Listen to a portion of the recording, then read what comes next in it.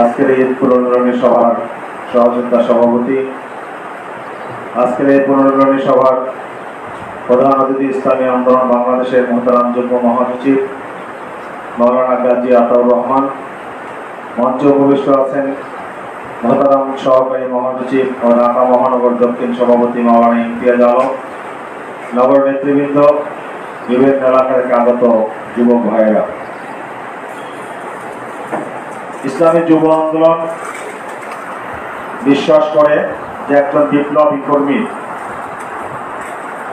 ক্লান্তি বলতে কিছু নেই, বিশ্রামের কোনো সুযোগ নেই। প্রতি আনুগত্য প্রদর্শন করে আমরা একটি বিপ্লবের স্বপ্ন নিয়ে কাজ করছি। যতদিন পর্যন্ত আমরা আমাদের মঞ্জিলে মাকসাদে পৌঁছাতে না পারব, আমাদের এই পথ চলা কখনো ক্ষান্ত হবে না। ইসলামী যুব আন্দোলন ইসলামী বিপ্লবের জন্য উপযোগী একদল দক্ষ যোগ্য কর্মী তৈরির মিশন নিয়ে কাজ করে, আর সেই মিশনের আপনারা হলেন উত্তম সহযোগী। আলহামদুলিল্লাহ, আল্লাহ শুকরিয়া, এবার ঈদের দিনে বাংলাদেশের রাজনীতির ইতিহাসে ইসলামী আন্দোলন বাংলাদেশ এক ব্যতিক্রমধর্মী কর্মসূচি গ্রহণের মাধ্যমে ইসলামী রাজনীতিতে ত্যাগী এবং নিবেদিত প্রাণ যে ইসলামী আন্দোলন বাংলাদেশ তার যে স্বাক্ষর রেখেছে, আপনারা সেই কর্মসূচির একজন উত্তম সহযোগী ছিলেন। আপনারা অনেকেই সেদিন মাঠে ময়দানে উপস্থিত থেকে এই কথাকে বাস্তবে রূপদান করতে সক্ষম হয়েছেন। ইসলামী আন্দোলন বাংলাদেশের একটি সহযোগী সংগঠন হিসাবে ইসলামী যুব আন্দোলনের পক্ষ থেকে আপনাদের এ জাতীয় অংশগ্রহণ এবং সার্বক্ষণিক তৎপরতা, এটাই মুরব্বীদের আমাদের কাছ থেকে চাওয়া, এবং সেই প্রত্যাশা পূরণে আপনারা সচেতন আছেন, সচেতন থাকবেন, এটাই বিশ্বাস করি। বন্ধুগণ, আমরা একটি বিপ্লবের স্বপ্ন দেখি, আমরা একটি পরিবর্তনের প্রত্যাশা রাখি। আমরা এই ঘনে ধরা সমাজ ব্যবস্থার ধ্বংসস্তূপের উপর কালিমার পতাকাকে উড্ডীন করব, সেই প্রত্যয় নিয়ে কাজ করি। সুতরাং আমাদের মধ্যে ক্লান্তি কখনো ভর করতে পারবে না, বিশ্রামের সুযোগ আমাদের সামনে নেই। আপনারা ঢাকা মহানগর দক্ষিণকে ঢেলে সাজানোর জন্য যেভাবে কর্মতৎপরতা অতীতে অব্যাহত রেখেছিলেন, ভবিষ্যতেও এই কর্মতৎপরতা অব্যাহত থাকবে, এটাই প্রত্যাশা করি। তবে আজকে এখানে যারা উপস্থিত আছেন, এদের মধ্যে যতটুকু ধারণা, আপনারা বেশিরভাগই দায়িত্বশীল। কারণ জুমার পর থেকে এখানে ঢাকা মহানগর দক্ষিণের পরামর্শ পরিষদের সভা ছিল। সেই পরামর্শ পরিষদ সবাই যারা অংশগ্রহণ করেছিলেন, তাদের মধ্যে অনেকেই এখানে আছেন, সবাই হয়তো এখানে আছেন। সুতরাং আপনারা এই ঢাকা মহানগর দক্ষিণের বিভিন্ন শাখাকে নেতৃত্ব দিচ্ছেন। আপনাদেরকে একটি কথা মনে রাখতে হবে, গোটা বাংলাদেশের সাংগঠনিক তৎপরতার টিম স্পিরিট আসবে কিন্তু ঢাকা মহানগর থেকে।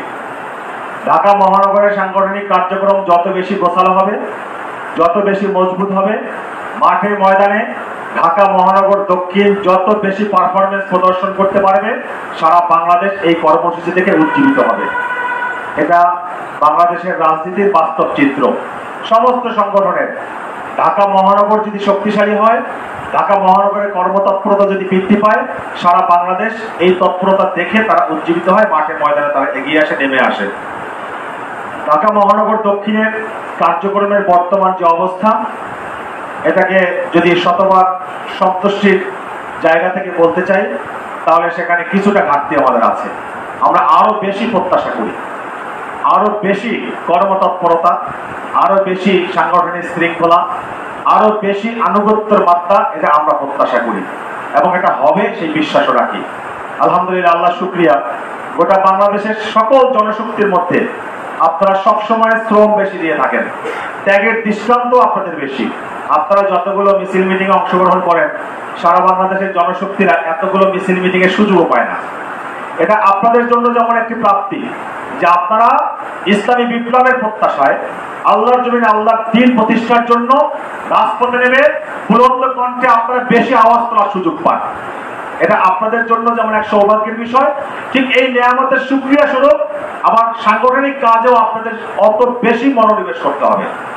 আজকে ঢাকা মহানগর দক্ষিণের আওতাভুক্ত যত যুবক ভাইয়েরা আছে আমাদের দায়িত্ব রয়েছে তাদেরকে দিনের পথে আহ্বান জানানো। আমরা এই সেশনে একটি টার্গেট নিয়েছি যে বাংলাদেশের 5 কোটি যুবক, এই 5 কোটি যুবকের প্রত্যেক যুবকের কানে আমরা দিনের দাওয়াত পৌঁছে দেবো। এটা আমাদের এই সেশনের টার্গেট। ব্যক্তির অবস্থান অনুযায়ী যে দিন সম্পর্কে একেবারেই জানে না তাকে প্রাথমিকভাবে আমরা দিনের দাওয়াত দিব। যিনি নামাজে অভ্যস্ত না তাকে আমরা নামাজের দাওয়াত দিব। যিনি নামাজে অভ্যস্ত কিন্তু সুন্নতের আমলে নেই তাকে আমরা সুন্নতের আমলদার হিসেবে গড়ে তুলতে দাওয়াত দিব। যিনি সুন্নতের আমলের মধ্যে আছেন তাকে আমরা দ্বীনি আন্দোলনের কর্মী হিসাবে রূপান্তরিত করার চেষ্টা করব। যে প্রক্রিয়ায় হোক না কেন, ব্যক্তির অবস্থা অনুযায়ী ব্যক্তির অবস্থাকে চিহ্নিত করে, ব্যক্তির অবস্থাকে নির্ণয় করে ওই ব্যক্তির জন্য যে দাওয়াত উপযোগী আমরা তাকে সেই দাওয়াত দিব। কিন্তু আমাদের টার্গেট বাংলাদেশের 5 কোটি যুবকের একজন যুবক বাকি থাকবে না যার কানে দিনের দাওয়াত পৌঁছাবে না। এই কাজটিও কিন্তু সর্বপ্রথম, এই কাজের ক্ষেত্রে সবচেয়ে বেশি সফলতা ঢাকা মহানগর থেকে আমরা প্রত্যাশা করি। কারণ এখান থেকে আপনারা আলো ছড়াবেন, সেই আলোতে গোটা বাংলাদেশ আলোকিত হবে। এখান থেকে আপনারা নারায়ে তাকবীর বলবেন, গোটা বাংলাদেশ থেকে আল্লাহু আকবারের ধ্বনি উঠবে। আমরা এই কাজটা অনেক কঠিন মনে করতে পারি, যেটা আদৌ কি সম্ভব? অবশ্যই সম্ভব। কেন সম্ভব নয়? এই অবাস্তবকে বাস্তবে রূপান্তরিত করার জন্য শুধু আমাদের একটু পরিকল্পনা দরকার। ধরে নেন আজকে প্রোগ্রাম শেষ করে আপনি আপনার গন্তব্যে যাবেন, বাসে উঠেছেন, আপনার পাশে যিনি বসা তিনি একজন যুবক ভাই। আপনি হয়তো গাড়ির মধ্যে বসে মোবাইলের মধ্যে মনোযোগী আছেন, কিংবা নিজে মনে মনে অন্য কোনো কথা আওড়াচ্ছেন। আপনি আপনার মাইন্ডটাকে একটু ডাইভার্ট করেন, এই ভাইয়ের সাথে সালাম বিনিময় করেন। সালাম বিনিময়ে তার নাম জানার মধ্য দিয়ে নিশ্চিত হন যে সে হিন্দু কি মুসলমান। সে যে ধর্মাবলম্বী হোক না কেন, তাকে মানবতার দাওয়াত দিতে আমার কোনো সমস্যা নেই। তাকে দিনের দাওয়াত দিতে, দিনের উপযোগী হলে দিনের দাওয়াত দিতেও তো আমার কোনো সমস্যা নেই। তার সাথে পরিচিত হন, ব্যক্তিগত সম্পর্ক করার মধ্য দিয়ে তার মানসিকতা যাচাই করার চেষ্টা করেন। তারপর তার জন্য যে দাওয়াতটুকু উপযোগী সেই দাওয়াতটা আমরা দেওয়ার চেষ্টা করি। আজ থেকে এই সেশনের বাকি আছে এখনো কত মাস। প্রতিদিন যদি আমার টার্গেট থাকে যে আমি অন্ততপক্ষে একজন ভাইকে আমি তার যে দাওয়াতের তিনি উপযোগী সেই দাওয়াত আমি তাকে দিব, অন্তত একজন ভাইকে আমি দাওয়াত দিব। টার্গেট যদি করি, ঢাকা মহানগর দক্ষিণের আওতাভুক্ত আমরা যতজন সাংগঠনিক কর্মী আছি, আমার বিশ্বাস একজন যুবকও বাকি থাকবে না যার কাছে দিনের দাওয়াত পৌঁছাবে না। হ্যাঁ, শতভাগ হয়তো বাস্তবতা আমাদের দ্বারা আসবে না, কিন্তু আমরা চেষ্টা যদি করতে পারি তাহলে আমাদের এই চেষ্টার কিছু সফলতা তো অবশ্যই আসবে। এবার রমজানুল মোবারকে আমরা একটি কর্মসূচি দিয়েছিলাম যে আমাদের অনেক ভাইয়েরা আছে যারা কুরআনুল কারীম সহিভাবে পড়তে পারে না, যাদের তেলাওয়াত শুদ্ধ না। আমরা লকডাউনের কারণে নিজ নিজ গৃহে আমরা অবস্থান করেছি, অনেকে গ্রামে গিয়েছেন, অনেকে শহরে ছিলাম। যে যেখানে থাকি না কেন, যারা আমরা কুরআনুল কারীম সহিভাবে তেলাওয়াত করতে পারি, আমরা আমাদের পরিবার পরিমণ্ডলে যারা সদস্য রয়েছে, আমার আত্মীয় স্বজনের মধ্যে আমার পাড়া প্রতিবেশী যারা রয়েছে, তাদেরকে নিয়ে এই রমজান মাসের প্রতিদিন আমরা 1 ঘন্টা কুরআনুল কারীম মাস করার একটা কর্মসূচি আমরা দিয়েছিলাম। আলহামদুলিল্লাহ, আমাদের কাছে যে রিপোর্ট এসেছে, সারা বাংলাদেশে হাজার হাজার ভাইয়েরা আমাদের এই কর্মসূচি দ্বারা উপকৃত হয়েছেন।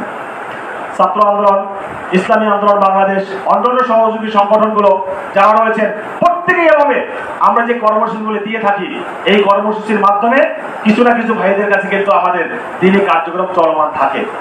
আমরা যদি চেষ্টা করি ঢাকা মহানগরের দক্ষিণের আওতাভুক্ত যত যুবক আছে তার কানে দিনের দাওয়াত আমি পৌঁছাবো, এই টার্গেট যদি আমাদের থাকে, এই প্রত্যয় যদি আমরা গ্রহণ করতে পারি, এটা অবাস্তব কিছু না। কি পারা যাবে না ইনশাআল্লাহ? যারা আমরা এখানে আছি, আমরা এই আমলটা শুরু করি যে আজকে থেকে শুরু করে প্রতিদিন একজন নতুন ভাইকে তার জন্য যে দাওয়াত উপযোগী আমি সেই দাওয়াতটা তাকে দিব। সংগঠনের কাজকে গতিশীল করতে হলে, সংগঠনকে বিস্তৃত করতে হলে দাওয়াত হলো প্রধান কর্মসূচি।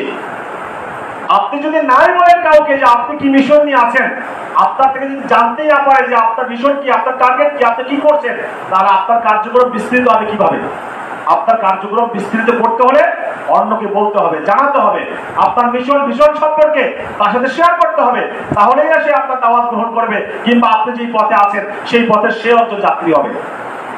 সুতরাং আমি আমার সকল ভাইদেরকে অনুরোধ করব, আমাদের সবচেয়ে বড় সীমাবদ্ধতা এখানে যে দিনের বুঝ আমি পেয়েছি, কিন্তু আমরা অন্যকে দিনের বুঝ দেওয়ার জন্য আমরা আগ্রহী হই না। আমরা অন্যকে দিনের বুঝ দেওয়ার জন্য যা করণীয় দরকার সেই কাজটি আমরা করি না। আমাদের সীমাবদ্ধতা এখানে। জানি ইসলামী আন্দোলন বাংলাদেশ কিংবা ইসলামী যুব আন্দোলনের একজন বড় দায়িত্বশীল, অথচ আমি আমার এই সংগঠনের নাম আমার পরিবারের মধ্যে, আমার আপনজনদের মধ্যে বলতে আমি সংকোচে ভুগি, আমি দ্বিধাদ্বন্দ্বে ভুগি।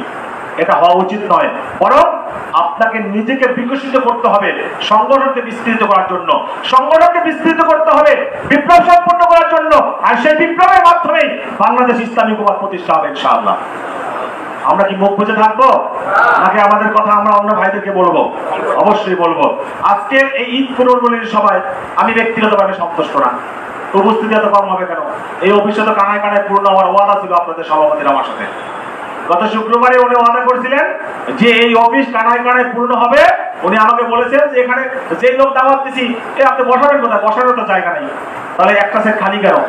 এটা যুব আন্দোলনের জন্য মানানসই না। যুব আন্দোলন যা বলবে তা করবে, যুব আন্দোলন যা বলবে তার চেয়ে হবে বেশি। এটা হতে হবে আগামীতে ইনশাআল্লাহ। আপনারা বলে দাওয়াত দেন না, দাওয়াত কম দিচ্ছেন, এখানে উপস্থিত কম হয়েছে নাকি? এটা হওয়া যাবে না ইনশাআল্লাহ। আগামীতে ইসলামী যুব আন্দোলনের বিগত দিনের প্রোগ্রাম সমূহের মধ্যে যেভাবে ব্যতিক্রম একটি ছাপ সবসময় ছিল, আগামীতেও সেটা থাকবে ইনশাআল্লাহ। আজকে নারায়ণগঞ্জে একটি কথা বলেছি, সেই কথাটি আপনাদেরকে আবার পুনরাবৃত্তি করতে চাই। আগামীতে যত নির্বাচন আসবে, ওয়ার্ড কাউন্সিলর নির্বাচন, মেয়র নির্বাচন, সংসদ নির্বাচন, ইউনিয়ন পরিষদ নির্বাচন, প্রত্যেকটা নির্বাচনে যুব আন্দোলনের একজন করে প্রার্থী থাকতে হবে। ইসলামী আন্দোলন প্রার্থী দিবে, যুব আন্দোলনের প্রার্থী থাকবে। আমরা আমাদের প্রার্থীকে মুরব্বীদের কাছে প্লেস করবো। হ্যাঁ, যোগ্যতার যাচাই বাছাইয়ে মুরব্বীরা যাকে সিদ্ধান্ত দেবে আমরা তার পিছনে কাজ করবো, কিন্তু যুব আন্দোলন প্রার্থী নিয়ে হাজির থাকবে। কারণ আজকে যারা প্রার্থী হচ্ছেন, আগামীতে যদি তারা আল্লাহ রাখুন দুনিয়া থেকে চলে যান, কোনো কারণে প্রার্থী হিসাবে তারা অযোগ্য হিসাবে বিবেচিত হন, শূন্যস্থান পূরণ করবে কে? এই শূন্যস্থান পূরণ করার দায়িত্ব তো যুব আন্দোলনের। আগামী পার্লামেন্ট নির্বাচনে ইসলামী যুব আন্দোলনের পক্ষ থেকে আমরা 300 আসনের প্রার্থী তালিকা ইসলামী আন্দোলনের কাছে দিব। আমরা মুরব্বীদের কাছে এই প্রস্তাব রেখে দিয়েছি।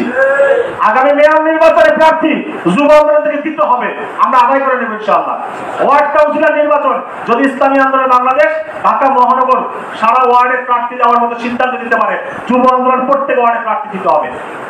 কি পারবেন না প্রার্থী দিতে? আমি যদি সিদ্ধান্ত নেয় যে শফিকুল ইসলাম তুমি প্রার্থী, উনি আবার বলবেন যে একটু বাসায় আলোচনা করে নেই, এটা হবে নাকি? এটা হওয়া যাবে না।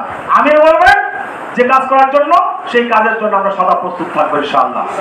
আমরা একথা প্রমাণ করতে চাই, যুব আন্দোলন যা বলে যুব আন্দোলন সেটা করে, যুব আন্দোলন যা ধরে যুব আন্দোলন সেটা সমাপ্তিতে পৌঁছে। আল্লাহ সুবহানাহু ওয়া তাআলা আপনাদের সবাইকে কবুল করুন। আলহামদুলিল্লাহ।